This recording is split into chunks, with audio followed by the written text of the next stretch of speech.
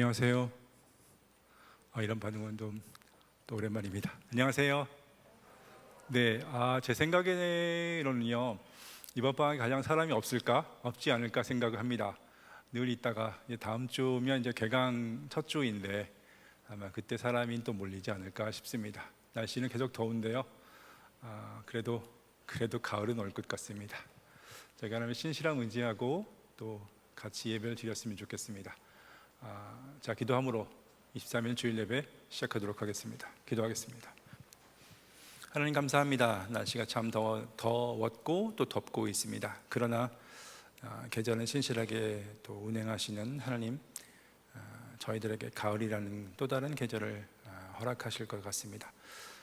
그렇게 저희들의 인생을 다 대하시고 또 다루신다면 저희가 하나님 그 은혜 앞에서 바르게 반응하며 예배드릴 수 있었으면 좋겠습니다. 특별히 당신의 아들 예수 메시아를 통해서 저에게 허락하시는 은혜 기억하고 하나님 당신을 감히 아버지라 부를 수 있는 자격을 허락하신 것 기억하며 감사함으로 예배를 드렸으면 좋겠습니다. 주님, 이 예배를 통해서 하나님과의 관계 확인하고 또 당신이 누구신지 또 저희가 어떻게 살아야 되는지를 또 확인하는 그런 귀한 시간 될 수 있었으면 좋겠습니다. 저희들 생각들, 마음들 하나님 당신 앞에 집중할 수 있도록 도우시기를 기도합니다.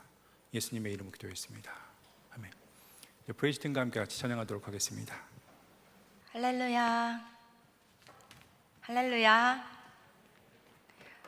저희 뭔가 마음이 불편하지 않으시다면 일어서서 같이 찬양하시도록 하실 건데요.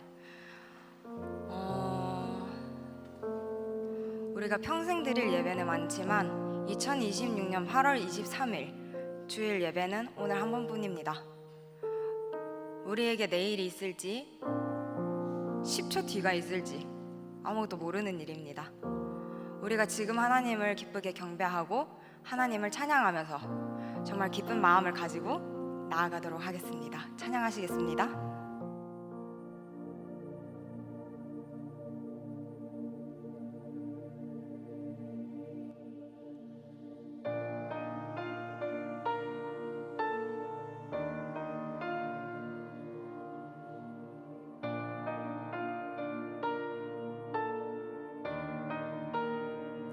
깊은 절망에 수렁 가운데 주님께 갈 수 없던 우리 어두운 밤 중에 하늘을 향해 주의 이름 나 부를 때 어둠을 뚫고 오신 주 사랑 나의 절망 거두셨네. 주님의 공로 다 이루셨네. 주 예수 나의 산소망. 그 누가 주의 자비를 다하라. 그 누가 주의 자비를 다하라. 한없는 은혜 증명할 다 영광을 떠나 이 땅에 오신 죄가 되신 구주 예수. 주의 십자가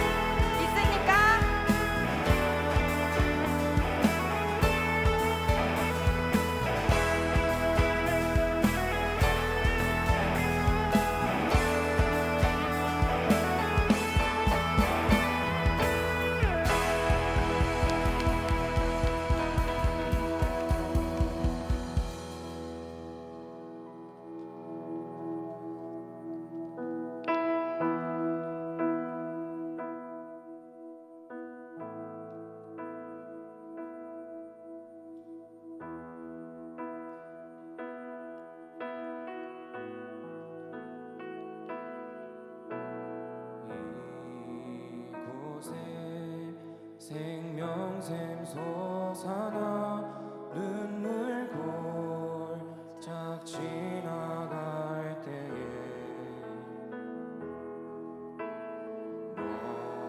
머잖아 열매 맺히고 웃음소리 넘쳐나리라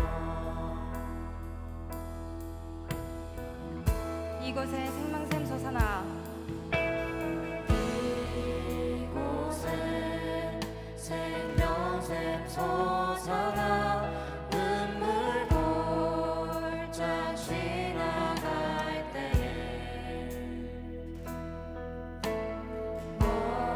멀잖아 열매 맺히고 웃음소리 넘쳐나리라 이곳에 생명샘 솟아나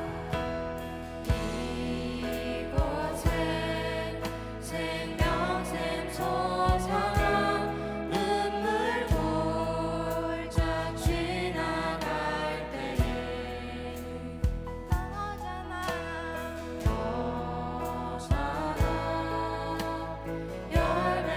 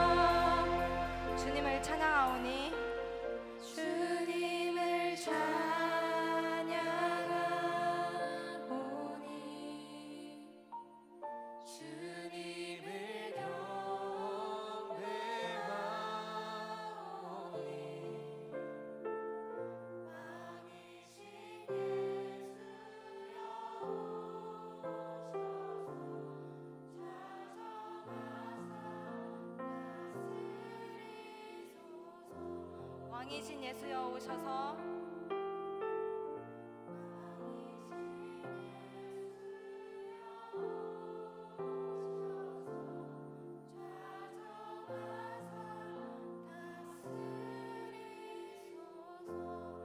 왕이신 예수여 오셔서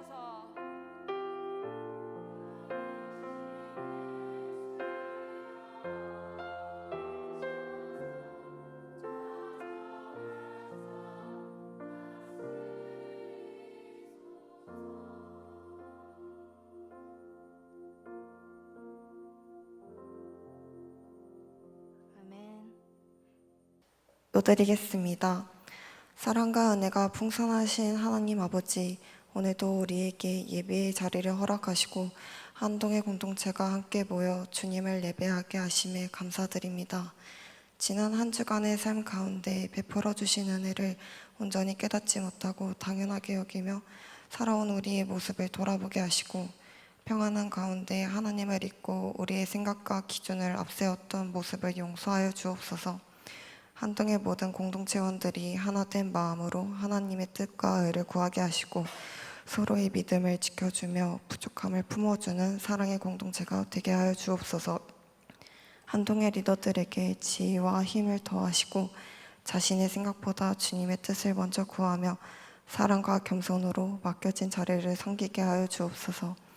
모든 학생들이 사람의 평가와 세상의 가치에 흔들리지 않고 하나님을 붙들며 살아가게 하시고 졸업 이후에도 예수 그리스도의 사랑을 따라 세상 가운데 살아가게 하여 주옵소서. 이 나라와 이웃을 위해 각자의 자리에서 힘쓰는 모든 이들을 기억하여 주옵소서. 군인, 의료인과 교육자, 공직자를 비롯하여 수고하는 이들의 몸과 마음을 위로하시고 맡겨진 자리에서 바른 판단을 할 수 있는 지혜와 필요한 힘을 더하여 주옵소서.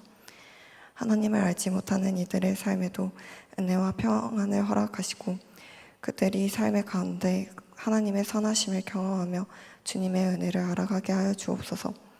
오늘 말씀을 전하시는 이재현 목사님에게 지혜와 담대함을 더하시고 영육간을 강건하게 하시며 가정과 사역 가운데 평안을 허락하여 주옵소서.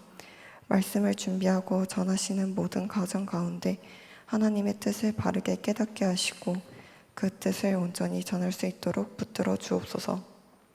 오늘 선포되는 말씀을 통하여 하나님의 뜻이 우리 가운데 분명히 드러나게 하시고 우리의 삶이 말씀으로 변화되게 하여 주옵소서. 오늘의 예배를 기쁘게 받아주시고 말씀을 통해 새 힘을 얻어 하나님께서 기뻐하시는 삶으로 나아가게 하여 주옵소서. 우리의 모든 것 주님께 맡겨드리며 살아계신 우리 주 예수 그리스도의 이름으로 기도드립니다. 아멘.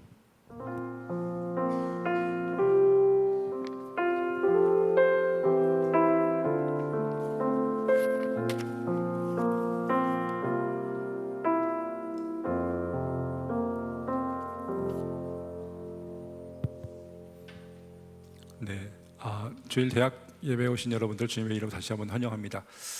제가 아이라서 이렇게 저렇게 서로 옆에 인사하라고 말씀을 드릴 수는 없고요.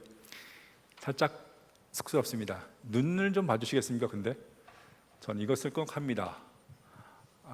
인사를 하셔도 되고요, 안 하셔도 되는데 눈 인사는 하셨으면 좋겠습니다.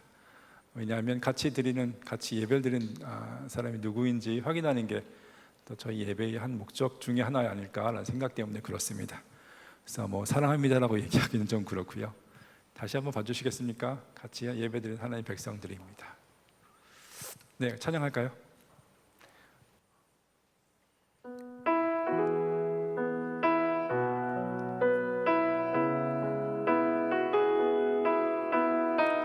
저희 개인이 아니라 함께 있는 백성들 또 함께 있는 공동체를 위해서 같이 찬양했으면 좋겠습니다. 당신은 하나님의 언약 안에 있는 축복의 통로, 당신을 통하여서 열방이 주께 예배하. 우리 눈으로 바꿔서 한번 찬양할까요? 우리는 하나님의 언약 안에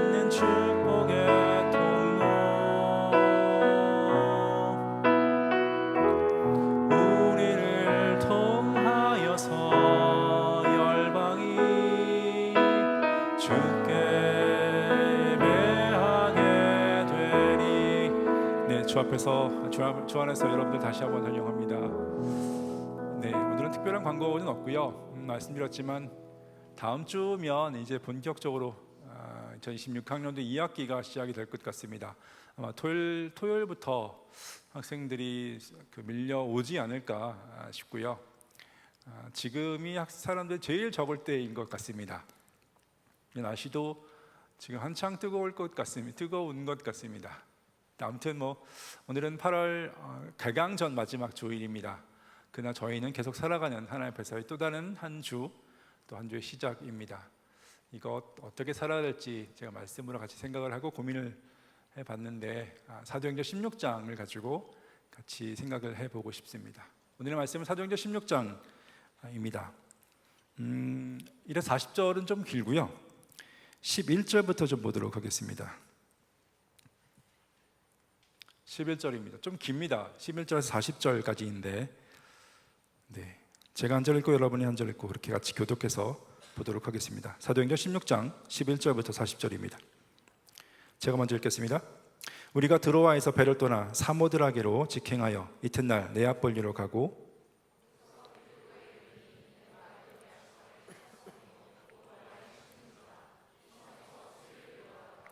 안식일에 우리가 기도할 곳이 있을까 하여 문 밖에 강가에 나가 거기 앉아서 모인 여자들에게 말하는데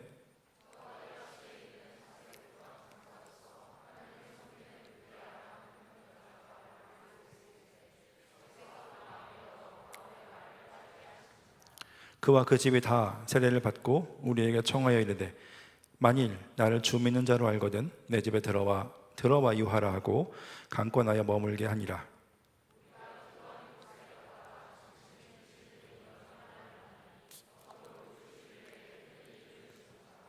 그가 바울과 우리를 따라와 소리질러 이르되 이 사람들은 지극히 높은 하나님의 종으로서 구원의 길을 너희에게 전하는 자라 하며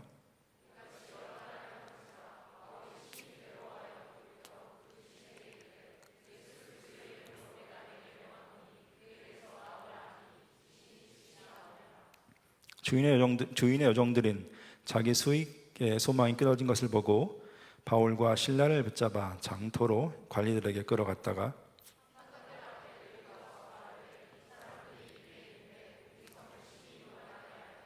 로마 사람인 우리가 받지도 못하고 행하지도 못할 풍속을 전한다 하거늘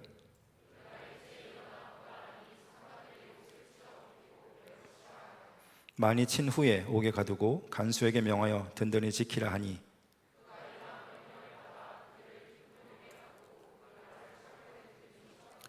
한밤중에 바울과 실라가 기도하고 하나님을 찬송하며 죄수들이 듣더라.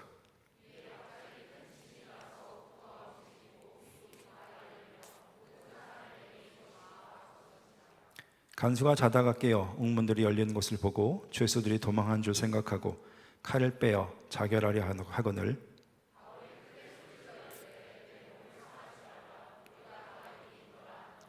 간수가 등불을 달라고 하며 뛰어 들어가 무서워 떨며 바울과 실라 앞에 엎드리고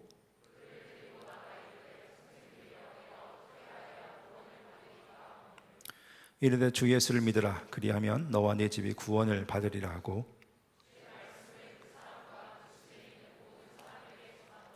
그 밤 그 시각에 간수가 그들을 데려다가 그 맞은 자리를 씻어주고 자기와 그 온 가족이 다 세례를 받은 후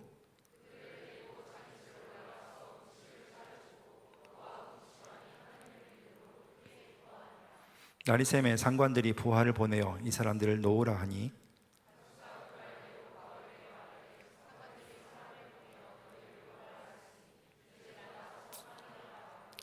바울이 이르되 로마 사람인 우리를 죄도 정하지 아니하고 공중 앞에서 때리고 옥에 가두었다가 이제는 가만히 내보내고자 하느냐 아니라 그들이 친히 와서 우리를 데리고 나가야 하리라 한데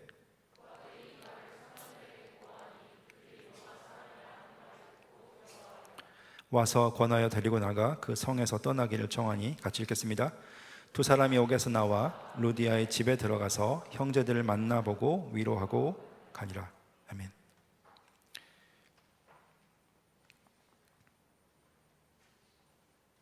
하나님 일하시는 방법이라는 제목을 가지고 저희가 봤던 긴 이야기 함께 생각을 좀 해보고 싶습니다. 배경을 먼저 잠깐 본다면 이 빌립보에서 있는 사건인데요. 아마 바울의 2차 선교 여행 때 사건일 것 같습니다. 시간은 정확히는 알 수 없지만 한 AD 50년에서 51년 정도 사이가 되지 않을까 싶어요. 사도행전 지금 저희가 읽었던 11장에서 40장은 크게 두 부분으로 구분할 수 있을 것 같습니다. 첫 번째는 빌립보 지역에 가서 루디아, 약간 부자예요. 자주색 옷감 장사를 한다고 하는데요. 요즘 말하면 명품 천을 다루는 그런 상인입니다. 부자 루디아를 만나서 전도하는 그 얘기까지가 있고요. 두 번째는 16절부터 마지막까지 일입니다. 저는 두 번째 16절에서 40절의 이야기에 집중해서 생각을 해보고 싶어요. 이런 얘기입니다. 바울이 루디아의 집을 근거로 해서 이제 빌립보 지역에 전도하러 다닙니다. 그러다가 어떤 귀신 들린 한 여자 점쟁이를 만나게 됩니다. 본문에 의하면 이 점쟁이가 신통했던 것 같아요. 그래서 주인에게 많은 이익을 준다라고 얘기를 했는데 이 여자가 바울을 자꾸 따라다니면서 귀찮게 합니다. 그래서 바울이 그 여자 안에 있는 귀신을 내어 쫓은 거죠. 일이 생겼습니다. 이 여자 점쟁이 때문에 수익으로 먹고 살았던 그 주인들이 바울을 붙잡아서 관리들에게 넘기는 사건이 있던 거죠. 그래서 관리들은 그 바울과 실라를 때리고 감옥에 쳐넣고 또 간수에게 잘 지키라고 명령을 합니다. 간수는 그 명령을 따라서 감옥 맨 안쪽에 넣었던 것 같아요. 갑자기 지진이 한밤중에 일어났습니다. 이 체인을 풀어놨던 것이 알떡이 풀렸던 것 같습니다. 그래서 간수는 이 죄인들이 다 도망간 줄 알고 자결을 하려고 했는데 바울이 그 간수를 말리고 또 복음을 전하고 풀려났다는 그런 이야기입니다. 오늘 본문은요, 이렇게 사실 두 가지 사건들이 연결이 되어 있습니다. 하나는 아까 얘기했던 그 귀신 들린 여자 점쟁이 그를 만난 사건이고요. 두 번째는 지진을 만난 사건입니다. 그리고 이 사건 속에서 제가 세 가지 질문을 가지고 좀 진행을 해보려고 합니다. 무슨 성경 공부 같다는 생각이 있긴 하지만 준비하면서 이렇게 성경 공부도 하는구나 라고 한번 들으시면 좋겠습니다. 세 가지 질문을 가지고 이게 두 가지 사건과 관련된 이야기를 진행하고 싶습니다. 첫 번째 것은 이거입니다. 왜 바울은 귀신 들린 그 여자 점쟁이를 싫어했을까라는 겁니다. 이게 좋은 거 아닌가? 이런 생각들. 두 번째 질문은 뭐냐면 왜 간수가 바울과 실라에게 지진 이후의 사건에서 맨 처음에 요청한 게 구원에 대해서 요청을 했을까라는 질문입니다. 세 번째는 감옥에서 바울과 실라가 찬송을 하고 기도했다고 하는데 무엇을 찬송하고 무엇을 기도했을까라는 질문들입니다. 저는 좀 질문을 좀 자주 하는 편이라서 이렇게 두 가지 사건 속에 얽혀있던 이 세 가지 질문을 가지고 오늘 무슨 일이 진행되고 또 이걸 어떻게 저희가 연결해야 되는지 생각을 좀 해보고 싶습니다. 첫 번째 제가 보고 싶은 건 사건의 방향성입니다. 이야기가 서로 연결돼서 감옥을 지키는 간수에게로 가고 있는 것 같아요. 본문 다시 기억해 보십시오. 마치 꼬리에 꼬리를 물고 어떤 사건들이 연결되어지는 것 같아요. 시작은 바울이 전도할 때 여자 점쟁이를 만난 사건입니다. 여러 날 바울을 따라다니면서 소리를 지릅니다. 그래서 바울은 그 여자 점쟁이 속에 있는 귀신을 내어 쫓았어요. 근데 이제 그 사건이 또 다른 사건으로 연결되는 일이 진행되죠. 바울과 실라가 생각하지 못했던 일입니다. 붙잡혀서 매 맞고 감옥에 갇히는 사건입니다. 근데 그게 끝이 아닙니다. 감옥에 있을 때 한밤중에 지진이라는 것이 일어났습니다. 그 감옥 문이 열리고 옥새가 풀렸어요. 죄수들이 도망갈 수 있는 환경이 된 거죠.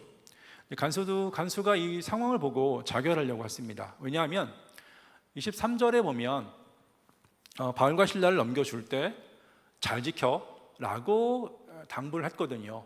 그런데 죄수들이 도망을 가면 사실 이제 나중에 책임 추궁을 당하게 될 겁니다.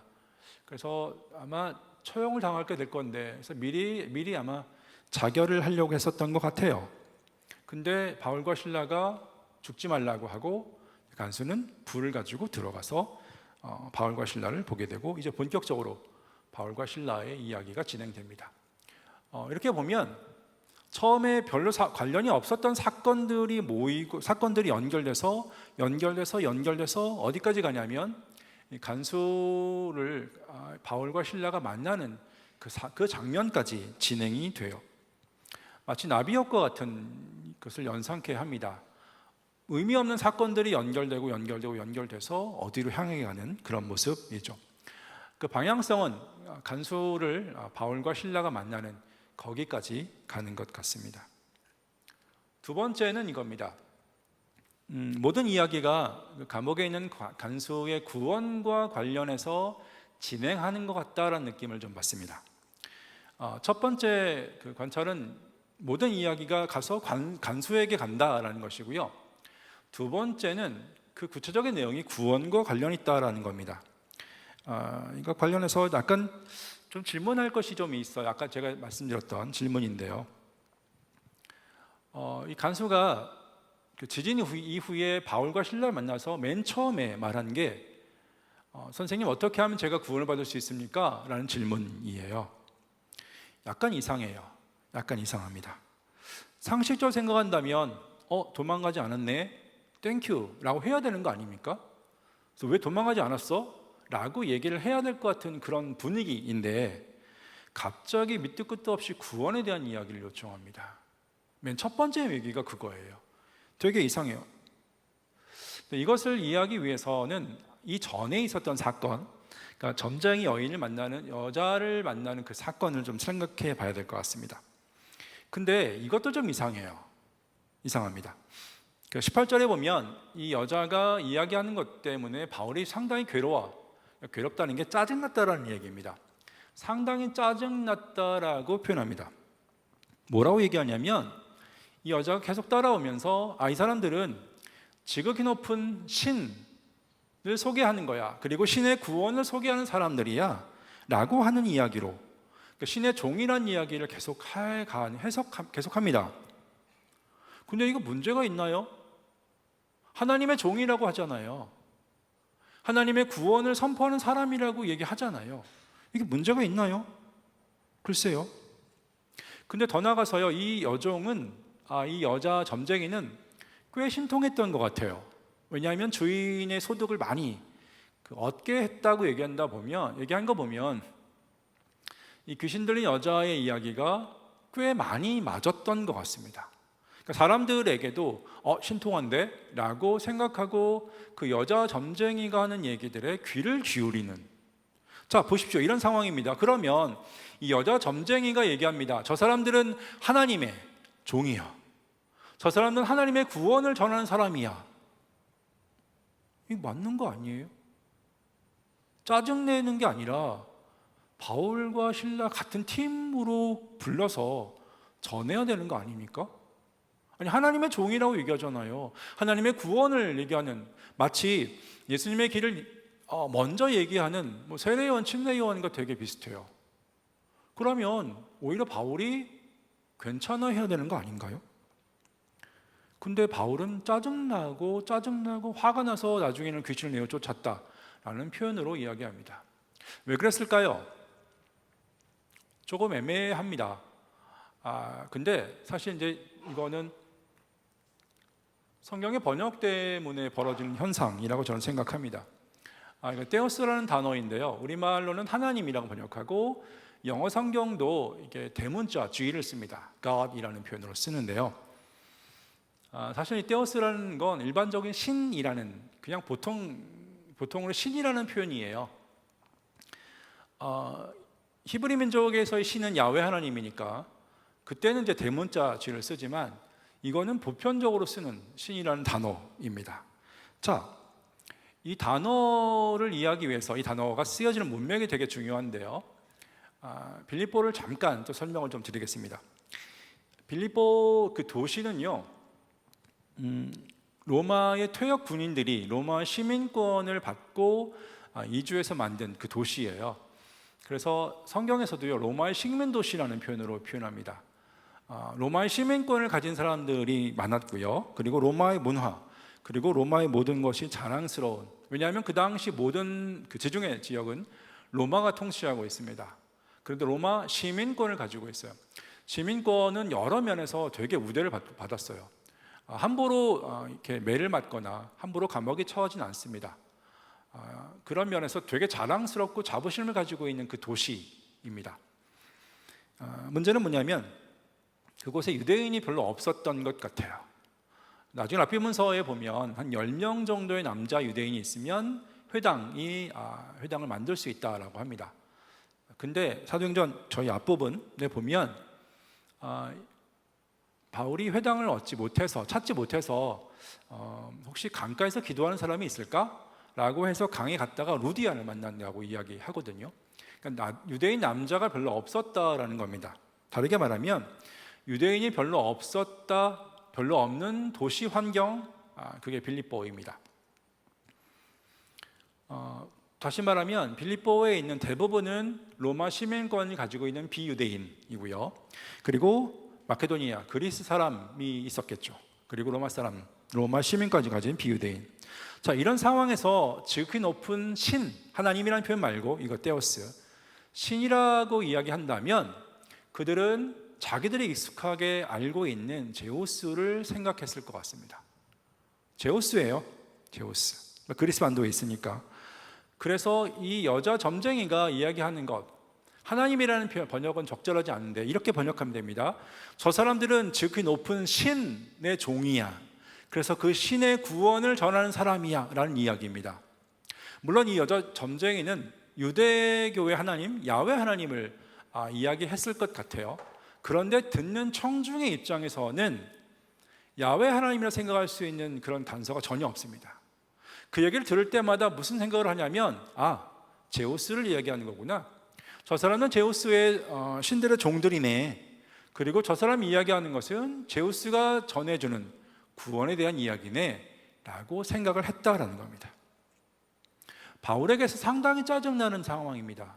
아무리 복음을 전해도 그 사람들은 제우스 얘기 하고 오해를 하게 되고 듣지 않게 되는 상황이 벌어지게 되는 겁니다.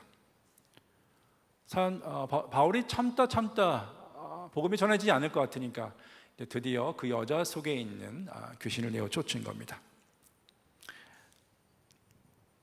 이런 상황 간수가 들었을 것 같습니다.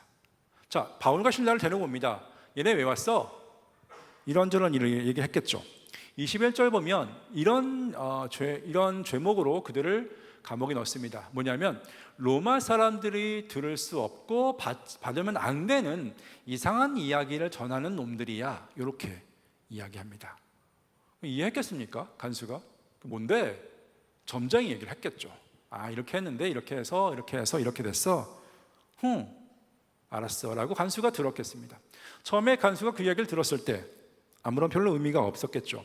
미친놈들이라고 생각했을지 모르겠습니다. 미신쟁이들이라고 생각했을지 모르겠습니다. 그런데 지진이 났습니다. 지진이 바울을 다르게 보았을 것 같아요. 어쩌면 저 사람들 진짜 높은 신의 사람들이 아닐까? 그 여자 점쟁이가 신통한데 빌립보 사람 다 알고 있는 거예요. 신통한데 혹시 여자 점쟁이 얘기가 맞는 거 아닐까? 라는 생각. 근데 여기에 또 뭐가 있었냐면 바울과 실라가 큰 소리로 찬양하고 기도합니다. 들었어요. 크게 기도했다고 크게 찬양했다고 얘기한 거니까 들었겠죠. 처음에는 지네 신에게 얘기하네 했지만 지진이 난 후에는 이 간수의 생각이 달라졌을 것 같아요. 제 추측입니다. 어쩌면 이렇게 들었을지 모르겠습니다.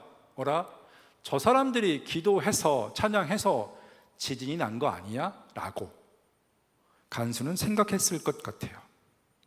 그러면 여자 그 점쟁이가 얘기했던 그 얘기가 맞는 거 아니야? 저 사람 진짜 높은 신, 그 신이 누군지 모르겠지만 아무튼 그 신의 사람들 아니야? 라고 생각했을 것 같고, 그래서 바울과 신라를 만나자마자 첫 번째 얘기가 어떻게 하면 내가 구원을 받을 수 있겠습니까? 라고 질문을 했었던 것 같아요. 제가 추론하는 게 적절하다면 첫 번째 관찰과 두 번째 관찰은 이렇게 정리할 수 있을 것 같아요. 첫 번째 관찰은 모든 사건이 이렇게 꼬리를 물어서 간수에게로 갑니다. 두 번째 관찰은 그 꼬리에 꼬리를 무는 사건들이 간수의 구원과 관련해서 진행을 하고 있다는 겁니다. 자, 이제 세 번째 질문입니다. 보고 싶은 건데요. 하나님의 일하심의 방법입니다. 아까 첫 번째, 두 번째 사건을 보면, 그 관찰을 보면 다 그냥 우연적으로 벌어지는 현상입니다. 다 그냥. 자, 보십시오. 바울이 여자 점쟁이를 만나고 싶어서 한 게 아니에요. 그냥 만난 겁니다. 우연하게 만났다는 거죠. 바울이 의도치 않은 상황이었어요. 그리고 그 여자 점쟁이에 있는 귀신을 쫓았어요. 그건 당연해. 그래서 매를 맞는 거, 감옥에 갇혀 있는 것은 어쩌면 그것으로 인한 당연한 결과처럼 보일지 모르겠어요. 근데 완전 우연한 사건이 벌어집니다. 지진입니다. 이건 전혀 예상하지 못했고요. 아무도 생각할 수 없는 그런 사건의 전개입니다. 이 지진으로 간수가 바울과 신라를 만나게 됩니다. 이렇게 보면 표면적으로 본다면 바울이 여자 점쟁이를 만난 것과 그리고 지진을 만나서 지진을 경험해서 간수를 만난 것, 그리고 구원을 전한 모든 일들이 사람이 한 게 아니에요. 그냥 어쩌다 보니 거기까지 왔고, 그리고 맨 마지막에 간수에게 구원을 전하는 그 일이 지금 진행되고 있다는 겁니다. 근데 흥미로운 사건이 있습니다. 흥미로운 관찰이 또 있어요. 사도행전 16장 11절에서 40절 보면 하나님이 문장의 주어로 한 번도 등장하지 않습니다. 성령도 등장하지 않아요. 보통 사도행전은 성령 행전이라고 하잖아요. 성령이 이끌고 성령이 말씀하시고 그런 게 꽤 자주 등장합니다. 그런데 오늘 저희가 읽었던 본문은 그런 게 한 번도 등장하지 않습니다. 문장의 주어로 하나님이 한 번도 등장하지 않고요, 성령도 한 번도 등장하지 않습니다. 어떻게 보면 저희가 살아가는 삶의 모습과 되게 비슷하죠. 우연히 어떤 일들이 꼬리에 꼬리를 물고 벌어지는 그 현상처럼 보여지게 됩니다. 지진이라는 진짜 우연도 경험을 하게 되죠. 표면적으로는 그렇게 보입니다. 저희는 알죠. 그 표면 이면에 있는 그 실체, 이건 하나님께서 일하시고 있는 것이라고 볼 수 있지 않을까 싶습니다. 물론 사도행전에서 누가는 하나님이라는 그 표현을 주어로 쓰지 않습니다. 마치 사람들이 우연하게 경험하는 그런 일들처럼 묘사하지만 저희는 알죠. 그 사건 뒤에 하나님의 일하심이 있다는 것을. 이런 일련의 사건들을 만약이라는 단어를 넣어서 생각해 보면 어떨까요? 예를 들어서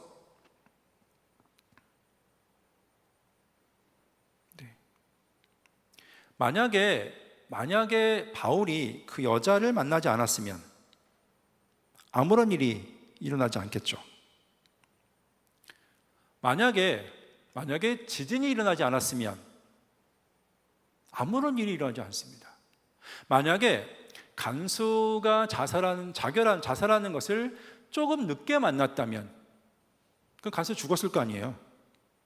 아무런 일이 벌어지지 않습니다. 무슨 말씀을 드리고 싶냐면 기가 막힌 타이밍이라는 거예요. 우연이라고 생각되어지는 것 같은데 그 속에 기가 막힌 타이밍으로 사건들이 진행이 되고 있어요. 그리고 그 진행의 끝이 뭐냐면 간수와 간수의 그 가정이 구원을 받는 그 일, 그것을 보여주고 있는 게 오늘의 본문 아닐까 싶습니다. 자, 제가 지금까지 본문에 대한 좀 긴 이야기 살펴봤어요. 이거 2000년 전 일입니다. 성경에 있는 사건인데요. 가만히 보면 저희와도 되게 비슷하지 않을까라는 생각이 좀 들어요. 저희가 살아가는 삶 잠깐 생각해 보십시오. 대부분은 저희가 의도하거나 계획한 대로 이루어지는 것이 별로 없는 것 같아요. 이 땅에 태어난 것, 뭐 나고 싶어서 났습니까? 이 부모님 밑에 태어나기를 내가 원해서 왔습니까? 아니죠. 태어나서 한참 봤더니 저분들이 내 부모님이네? 그런 거죠. 그냥 그렇습니다. 저희들 맺은 그 베프의 관계, 그 사람을 만나기 위해서 여기 왔습니까? 아니요, 그렇지 않아요. 어쩌다 하니까 그냥 알게 되고, 어쩌다 보니까 친하게 되고 베스트 프렌드 되는 거죠. 관계 그렇지 않습니까? 이거 조금 확장시키면 저희들의 인생의 걸음도 비슷하지 않을까 싶어요. 여기는 이제 20대 초반의 학생들에게는 실감나지 않을지 모르겠지만, 조금 나이가 있으신 어른들은 아마 공감하실 것 같아요.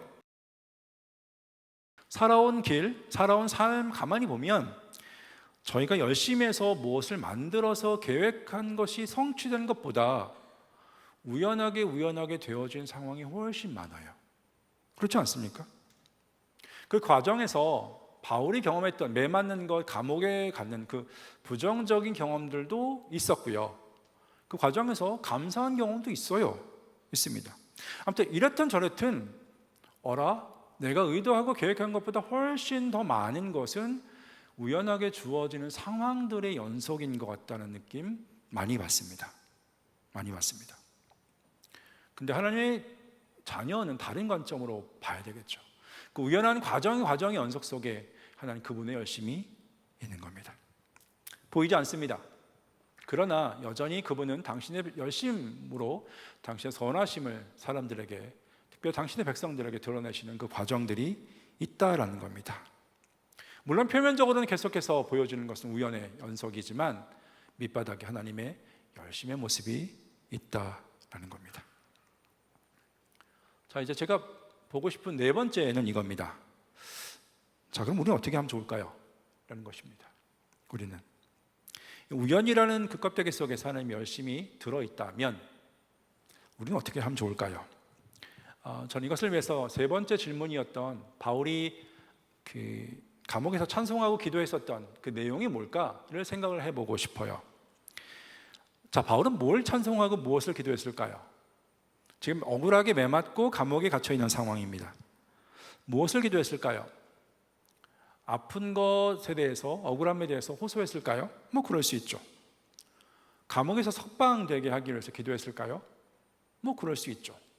근데 본문 보면 그런 것 같진 않아요. 왜냐하면 지진이 났어요. 그래서 자기가 차고 있었던 이 말뚝이 풀렸어요. 만약에 그것을 위해서 기도했다면 무엇은 어떻게 생각했을까요? 기도응답이네 하고 바로 도망가면 되는 거잖아요. 근데 바울은 그렇게 도망가지 않았어요. 안 갔다니까요. 다르게 말하면 바울의 기도 내용이 그렇게 아니었다라는 거예요. 자기가 감옥에서 석방되는 것, 이 억울함이 해소되는 것이 바울의 기도, 찬송의 내용이 아니었다라는 겁니다. 그럼 뭘 기도했을까요? 어쩌면 이렇게 기도하지 않았을까요? 이런 상황에도 불구하고 하나님의 일을 계속해 갈 수 있도록, 이런 상황에도 불구하고 하나님의 뜻, 하나님의 말씀을 전하는 일들이 계속 진행될 수 있도록 기도하지 않았을까요? 증거가 있습니다. 간수가 자기에게 찾아옵니다. 그래서 선생님, 제가 구원을 받으려면 어떻게 해야 되겠습니까? 라고 질문합니다. 자, 사도 바울, 신라 어떻게 생각했을까요? 혹시 이거 기도응답 아닐까? 라고 생각했을 가능성이 있어요. 바로 복음을 전합니다. 어쩌면 바울은 자기의 훈련함보다 훨씬 더 많은 것들을 이런 상황보다 내가 하나님의 뜻을 계속 잘 수행할 수 있도록 도와주십시오 라고 기도했을 것 같다는 생각이 있습니다. 자, 제가 말씀드리고 싶은 건 뭐냐면 우연이라는 그 포장 속의 껍데기 속에서 하나님께서 열심히 있다면, 그리고 그것이 사람의 구원을 향해서 가고 있다면 하나님은 사람이 필요하다는 겁니다. 사람이. 가만히 보십시오. 여러분이 지금 여기 앉아 있고 예수님 알고 있다. 반드시 누군가가 있었습니다. 반드시 누군가의 관계를 통해서 그 예수님을 소개해주고 알게 해준 사람이 있다라는 겁니다. 하나님의 일하심은 그렇게 진행되는 것 같습니다. 우연이라는 그 껍데기 속에서 열심히 들어있지만 사람을 통해서 그 관계를 이끌어가고 진행해 가신다라는 겁니다. 특별한 사람을 기대할 필요는 없습니다. 바울과 실라처럼 탁월하다라는 것이 꼭 필요한 것 같지는 않습니다. 그런 사람일 수도 있고요, 아니면 아닐 수도 있어요. 하나님은 더 많은 영역에서 특별하지 않은 것 같은 사람, 다르게 말하면 일상의 평범하고 어쩌면 정상적인 그 사람들의 삶을 통해서 당신의 일을 지속해 가고 있는 것 같다는 생각을 하게 됩니다. 우연이라는 모습을 통해서 당신의 일하심 그 통로가 일상의 사람들의 일상의 평범한 삶들을 통해서 진행이 되죠. 그러면 저희도 그것과 연결해서 생각을 해야 되는 게 아닐까 싶습니다. 결론입니다. 바울의 삶을 보면 어쩌면 특별한 사건일 것 같아요. 능력으로 귀신을 쫓아낸 것도 특별하고요, 감옥에 갇힌 것도 좀 특별하고요, 지진을 만난 것도 특별합니다. 그러나 그 일련의 과정들은 어떻게 보면 살아간 삶 가운데 있을 수 있는 일입니다. 정말 보통의 삶, 어떻게 보면 우연하게 만나는 그 삶들이 연결돼서 되어진 현상처럼 보여지게 되죠. 저희도 비슷합니다. 실제로 저희가 살아가는 삶들 앞에서는 이것이 하나님의 일하심인지 아닌지 알 수 있는 방법이 없습니다. 물론 그분이 야, 내가 이렇게 할게 라고 말씀하지 않으시면 그러면 알 수 있습니다. 그러나 그 방법이 아니라면 저희가 이 상황이 하나님의 일하심인지 아니면 우연처럼 보여지는지 알 수 있는 방법이 없어요. 언제 알 수 있을까요? 한참의 시간이 지나서 알 수 있습니다. 그거 혹시 하나님께서 우연이라는 포장 속에 일하신 거 아닐까라고 짐작할 수 있는 것, 한참의 시간이 지나서 뒤돌아보면 볼 수 있습니다. 어쩌면 예수님 믿고 삶을 많이 살았다라는 것은 그런 것을 생각할 수 있는 기회들이 많고 그 과정들이 많다라는 것으로 볼 수 있습니다. 물론 그 과정이 쉽다라는 이야기는 아닙니다. 때로는 오늘 안 보여요. 내일은 더 안 보입니다. 그래서 내가 이렇게 살아가면 괜찮을까? 내가 이렇게 살아가는 것이 맞을까? 내일 어떻게 살아가지? 라는 고민 많을 수 있습니다. 아니, 대부분의 사람이 그런 고민을 합니다. 성경에서 예수님은 염려하지 말라라고 하는데요, 염려 없는 사람 없어요. 그래서 오죽하면 예수님께서 이렇게 말씀하셨겠습니까? 야, 내일도 염려하는데 무슨 내일 일을 왜 또 오늘 염려하냐? 그냥 오늘 충실하게 살면 돼 라고 말씀할 정도로. 저희들은 그렇게 안 보이는 세상 속에서 마치 우연하게 되어지는 그 어둠 속에서 걸어가고 있는 듯한 그게 저희들의 삶처럼 보여집니다. 근데 그 속에서 하나님의 일하심이 있다. 그게 오늘의 본문의 이야기입니다. 오늘 우리의 관점을 어떤 모습으로 볼까? 오늘 본문은 또 다른 이야기를 해주고 있습니다. 안 보여요. 나만 혼자 살아가는 것 같아요. 아니요, 그렇지 않습니다. 그래서 그리스도인이 절대로 하지 말아야 되는 이야기, 그 중에 하나가 뭐냐면 나 혼자 살고 내 생각 아무도 몰라 라는 이야기입니다. 그렇지 않습니다. 우리 안에 계신 성령님이 알고 계시고요, 그리고 우리에서 중보하시는 주님 예수님이 알고 계시고 그 중보를 들으시는 하나님이 알고 계십니다. 그래서 내 상황 아무도 몰라, 어떡하지? 이건 신자가 이야기하는 것이 아닙니다. 이야기할 게 아닙니다. 오히려 이렇게 이야기합니다. 하나님, 그러면 당신이 우리와 함께 하시는 그 열심을 제가 어떻게 알 수 있을까요? 더 중요한 것은 그 열심을 제가 알든지 모르든지 제가 어떻게 하면 당신 앞에서 바른 삶을 계속 지속해 갈 수 있을까요? 도와주십시오. 이것이 저희 신자들의 기도가 되어야 되지 않을까요? 바울과 실라가 기도했던 것처럼 그래서 저희들에게 허락하신 일상의 삶들을 또 걸어갑니다. 안 보여요. 안 보입니다. 그 하나님은 그분의 방식대로 그분의 선하심 저희들에게 보이실 수 있습니다. 그 한참에 돌아보면 하나님 감사하네요. 그때 그렇게 하셨습니다라고 그 관점을 가지고 오늘 우리의 삶을 봤으면 좋겠습니다. 이제 학생들의 입장에서 보면 방학이 지나갑니다. 2026학년도 이제 2학기가 다음 주부터 시작이 됩니다. 또 다른 징검다리를 건너가게 되고 또 다른 우연의 포장으로 많은 일들을 경험하게 될 것 같습니다. 그 속에 하나님이 열심히 있습니다. 안 보여서 답답하지만 그러나 그분이 열심히 있습니다. 그걸 신뢰하고 살았으면 좋겠습니다. 그리고 어른 성도들 동일한 삶의 걸음을 걷고 있어요. 저마다 염려와 또 저마다 생각과 고민, 그 고민이 때로는 기도도 하기도 하고 때로는 답답함으로 때로는 감사함으로 표현되는 정말 많은 일들을 경험하게 되고 또 경험할 겁니다. 그 속에 우연이란 포장 속에 있는 하나님의 열심, 그 선하심을 기대하고 오늘을 살았으면 좋겠습니다. 특별하고 위대한 일들을 꿈꾸지 마십시오. 그보다 더 중요한 것은 오늘이란 삶들을 그분 앞에서 신실하게 살아가는 겁니다. 그렇게 저희들 삶들을 오늘 내일 만들어 갔으면 좋겠습니다. 그 시간이 지나가서 하나님이 일하시는 그 간증거리가 또 저희가 경험되어지는, 그걸 힘입어서 또 계속해서 삶을 살아가는 선한 그 선순환이 저희들 삶 가운데 많았으면 좋겠습니다. 기도하겠습니다.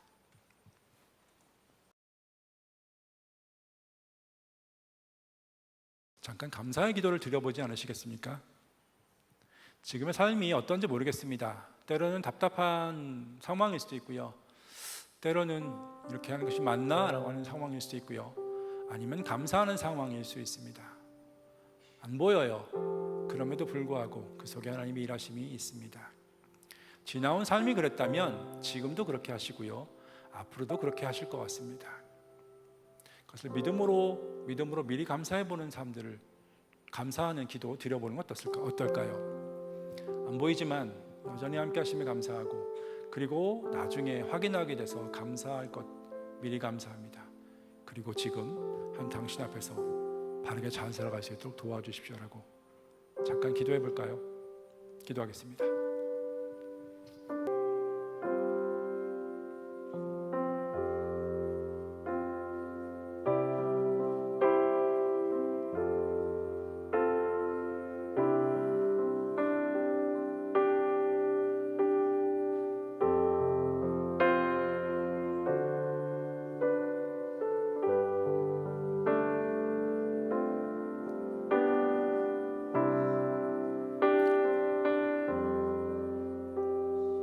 주님,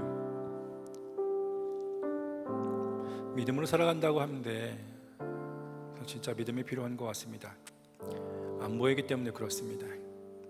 저희가 잘 살고 있는지도 안 보이고, 이 삶 가운데서 부정적인 것들이 많이 있고, 내일도 염려되고 또 모레도 염려되는 그 모습들 참 많은 것, 저희들 삶인 것 같습니다.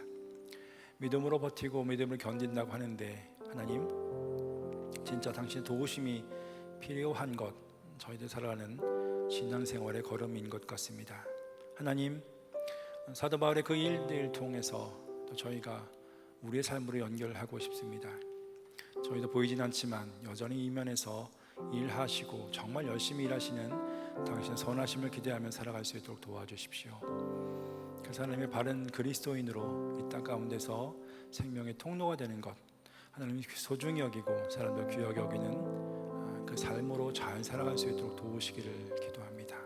주님, 그 과정 가운데 당신의 독특한, 당신의 특별한, 당신만의 방법들을 경험하며 감사하며 살아갈 수 있도록 도우시기를 기도합니다. 예수님의 이름으로 기도했습니다. 찬양 같이 할까요? 괜찮으면 일어나서서 찬양하도록 하겠습니다.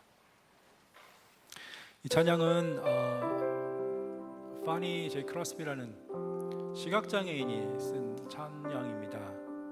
아무것도 안 보이지만 삶에 소망이 없지만 근데 예수님 때문에 오늘 안 보이는 내 삶에 의미가 있습니다라고 찬양하는 겁니다. 저희도 그 고백으로 같이 찬양했으면 좋겠습니다. 찬양했습니다.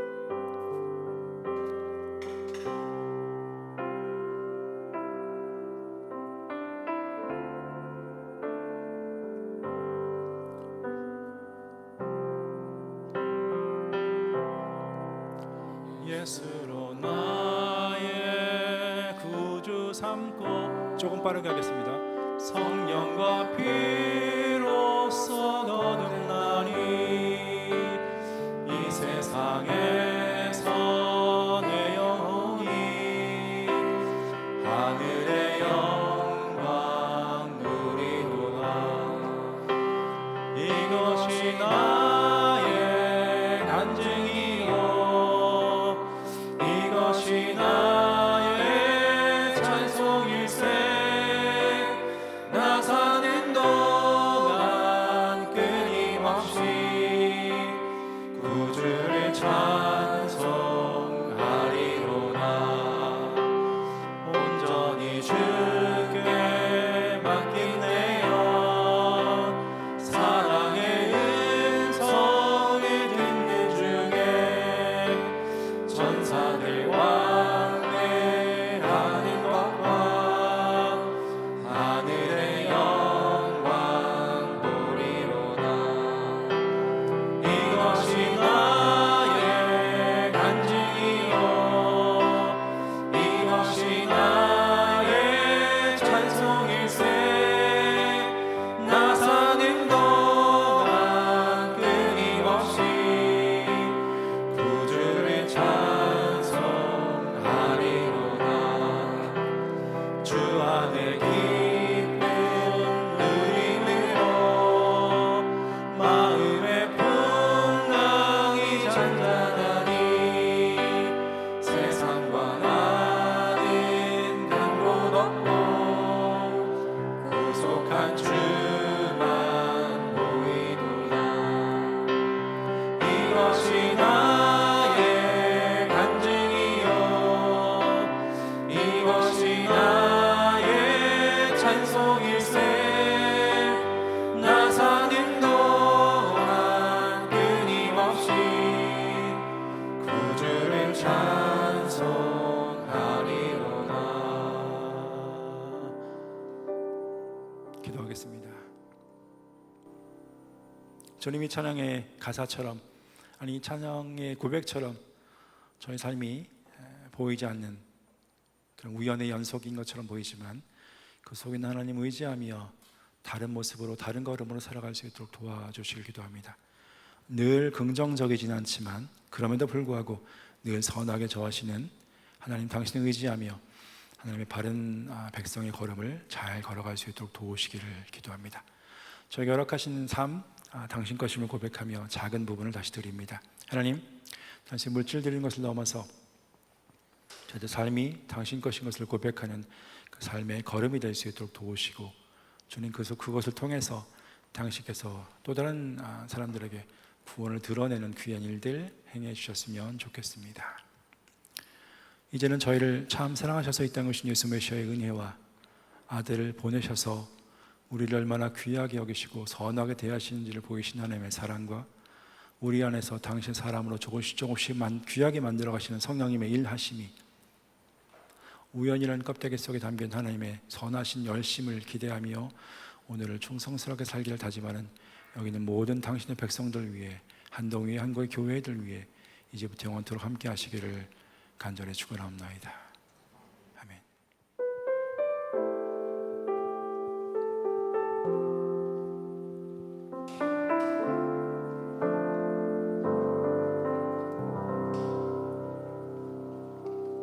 (23일) 주일 예배 마쳤습니다. 이제 주 안에서 동행하는 삶의 걸음 계속 잘 살아가셨으면 좋겠습니다.